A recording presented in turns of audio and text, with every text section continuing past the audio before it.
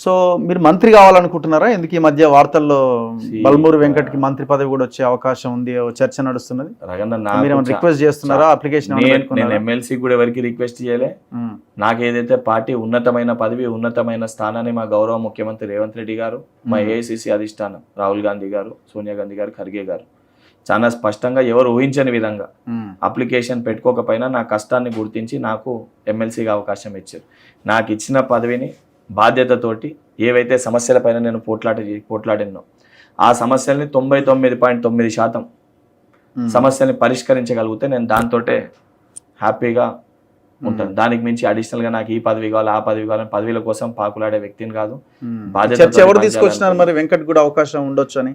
ఏదైతే సంబంధించి ఇప్పుడు మీసొంటి వ్యక్తులు ఎవరైతే బల్మూరు వెంకట్ అంటే కొంచెం నచ్చిన వ్యక్తులు ఎవరైతే ఉన్నారో వాళ్ళు సందర్భంలో సరే కష్టపడరు, యంగ్స్టర్కి ఇస్తారన్నప్పుడు ఆ సందర్భంలో పేరు ఎవరైనా తీసుకొచ్చి ఉండొచ్చు. కానీ ఇప్పటివరకు అదైతే నా దృష్టికి అయితే రాలేదు. ఓకే, ఎందుకంటే నేను ఆ ఆలోచనలో కూడా లేదు నేను. సో మల్లన్న గెలుపు కోసం పనిచేసినారా మీరు గట్టిగానే? మీకు మల్లన్న చాలా స్పష్టంగా చెప్తారు వెంకట్ ఎంత కష్టపడ్డాడు. అవునా? ఏదైతే మల్లన్న గారి కోసము భువనగిరిలో ఏదైతే మా ఉమ్మడి మొత్తం ఆ పార్లమెంట్, భువనగిరి పార్లమెంట్, ఖమ్మం, నల్గొండ మా ఎన్ఎస్సీ ఆఫీస్ బేరర్స్ అందరినీ పిలిచి చాలా స్పష్టంగా తీన్మార్ మల్లన్న గారిని గెలిపించుకోవాలని చెప్పి ఇన్స్ట్రక్షన్స్ ఇస్తూ ప్రతి చోట కూడా ఎక్కడైతే గ్రాడ్యుయేట్ ఓటర్స్ ఉన్నారో లేదా సంబంధించి మీరు 046, 317 ఈ సమస్యలపైన ఇబ్బంది పడుతున్న స్టూడెంట్స్కి మల్లన్న గారు, ఎందుకంటే వారు బిజీ ఉన్నప్పటికీ కూడా వీళ్ళందరితో అందుబాటులో ఉంటూ ఆఖరికి 046 స్టూడెంట్స్ని కూడా శ్రీధర్ బాబు గారి దగ్గరికి తీసుకువెళ్ళాలని చెప్పని మల్లన్న గారు చెప్తేనే ఇమీడియట్గా నేను వేరే దగ్గర ఉన్న వచ్చి లేదా ఇమీడియట్గా స్టూడెంట్స్తో మాట్లాడిపోయాలని చెప్పి చెప్పడం జరిగింది, వెళ్ళి కల్పించడం జరిగింది.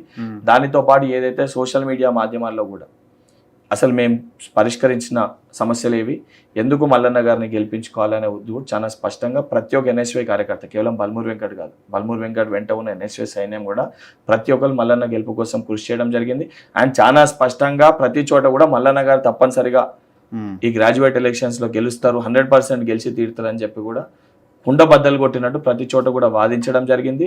దానితో పాటు మల్లన్న గారిపైన విమర్శలు చేస్తున్న బీఆర్ఎస్ పార్టీ కానీ ఏదైతే సంబంధించి తప్పుదోవ పట్టిస్తున్న చోట కూడా ప్రతి చోట కూడా ఆ తప్పుదోవలో వెళ్లకుండా అక్కడ ఉన్న స్టూడెంట్స్ని కానీ, యువకులను కానీ, ఉద్యోగులను కానీ స్పష్టత కూడా మా వంతుగా, అంటే మేము ఏదైతే మా బాధ్యత ఉంది, ఏ రకంగా మేము పనిచేయాలి 100% ఎఫర్ట్స్ పెట్టడం జరిగింది.